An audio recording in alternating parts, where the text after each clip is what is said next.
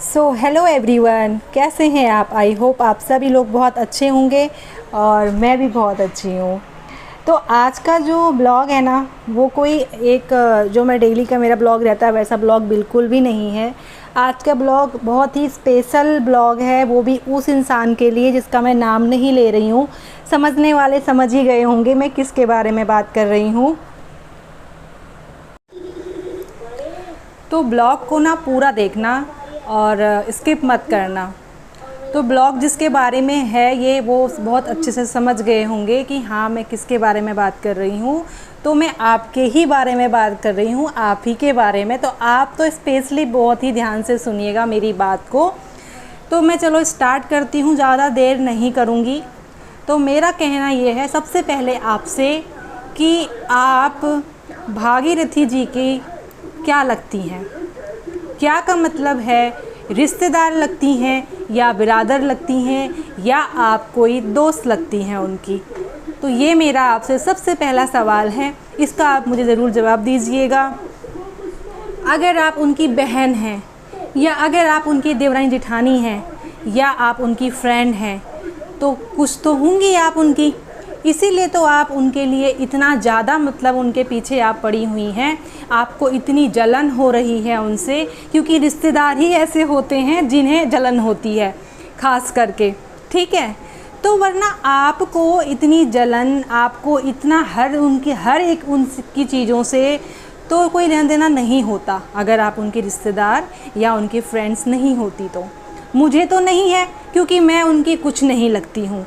आज मैं वीडियो इसलिए बना रही हूँ, मेरा वीडियो बनाने का रीज़न ये है कि मैं एक इंसान हूँ और मैं उत्तराखंड से हूँ, इसीलिए मैं उनकी सपोर्ट कर रही हूँ। इसमें सपोर्ट का मतलब ये नहीं है कि मैं गलत चीज़ों को सपोर्ट कर रही हूँ, ना।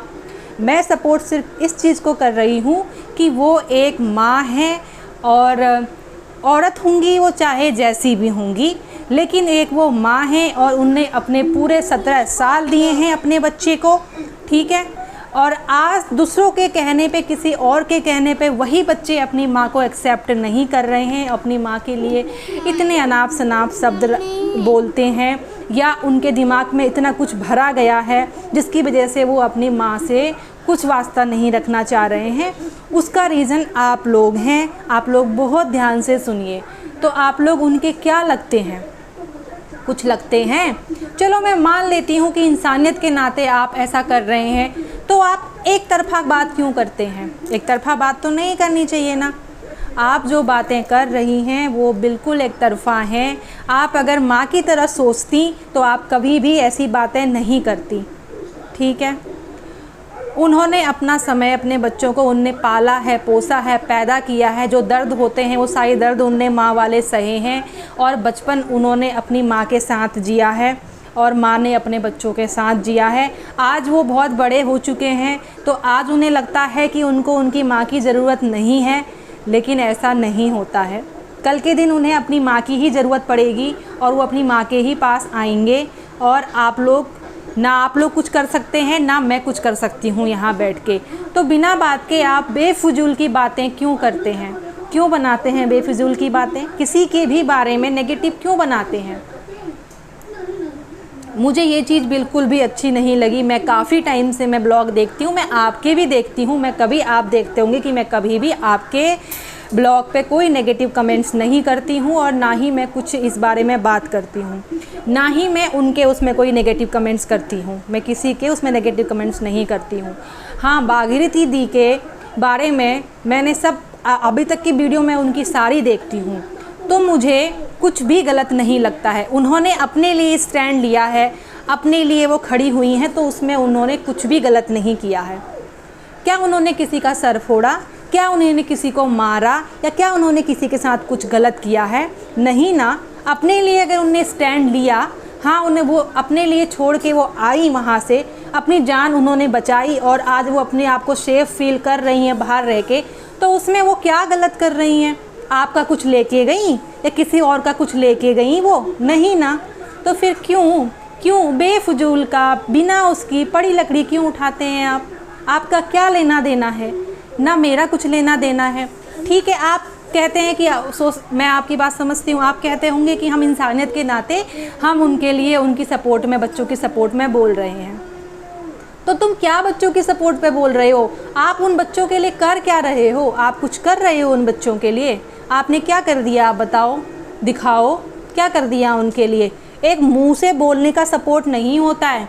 तुम शारीरिक सपोर्ट दो उनको, फाइनेंशियल सपोर्ट दो उनको, ठीक है। अब तो उनकी दादी भी नहीं रही ना, अब तो उनकी दादी भी एक्सपायर होगी, अब कौन है उनके पास? माँ को तुम उनके पास उनसे मिलने नहीं देने जा रहे हो, उनसे कोई, बिल्कुल तुमने इतना ब्रेन वॉश कर दिया है उन बच्चों का कि वो अपनी माँ को माँ नहीं कह रहे हैं।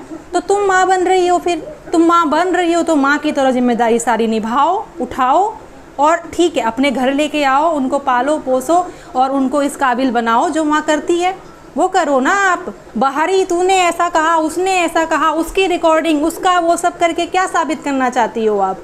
कुछ साबित हो जाएगा क्या? आपको कुछ मिल जाएगा? थोड़े से व्यूज़, हाँ $1 या $2 आपके बन जाएंगे, और कुछ बनेगा? कुछ नहीं बनेगा ना। तो क्यों किसी माँ की हाय लेती हो? क्यों किसी माँ को इतना परेशान, इतना मजबूर कर रही हो कि वो आपके प्रति ऐसे ऐसे शब्द बोलने को मजबूर हो चुकी है? तो मैं आपसे भी रिक्वेस्ट करती हूँ, और मैं उनसे भी रिक्वेस्ट करूँगी, आपसे भी रिक्वेस्ट करती हूँ कि प्लीज़ इस चीज़ को बंद कीजिए। और वो माँ हैं, उन्हें जो सही लगता है अपने बच्चों के प्रति वो उसके लिए करने दो उनको, वो करेंगी।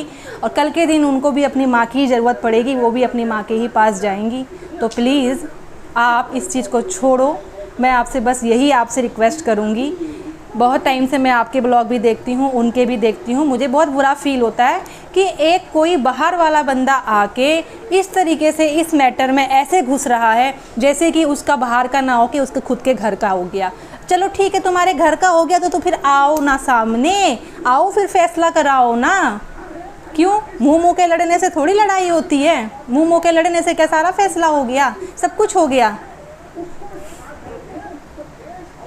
तो चलिए मैं आज का ब्लॉग यहीं पे एंड करती हूँ। और मेरे क्वेश्चन का आंसर तो आपको देना पड़ेगा, आप ज़रूर दीजिएगा कि आप उनकी क्या लगती हैं। अगर कुछ लगती हैं तो वो बताइए, नहीं लगती हैं तो वो बताइए। तो चलिए मिलूँगी नए ब्लॉग में। आज का ब्लॉग मैं यहीं पे एंड करूँगी, और इससे ज़्यादा मैं इस बारे में कोई बात नहीं करूँगी, क्योंकि मुझे फालतू की बकवासगिरी करना वैसे भी पसंद नहीं है। आज भी मैंने ये ब्लॉग इसीलिए बना रखा है कि मैं बहुत टाइम से मैं जानना चाह रही थी कि ये बंदी लगती क्या है उसकी, जो इस तरीके से उसके बारे में ऐसे अनाप शनाप बकती है। आए दिन ये प्रूफ, आए दिन वो प्रूफ, आए दिन ऐसा वैसा, ये ऐसा वो वैसा करके, मतलब क्या दिखाना चाहती हैं? तो वही मुझे समझ में नहीं आता है। तो चलिए आज का ब्लॉग यहीं पे एंड करती हूँ, मिलूंगी नए ब्लॉग में। तब तक के लिए बाय बाय। ब्लॉग को पूरा देखिएगा और पसंद आए तो लाइक ज़रूर कीजिएगा, और हाँ अपनी प्रतिक्रिया ज़रूर लिखिएगा इसमें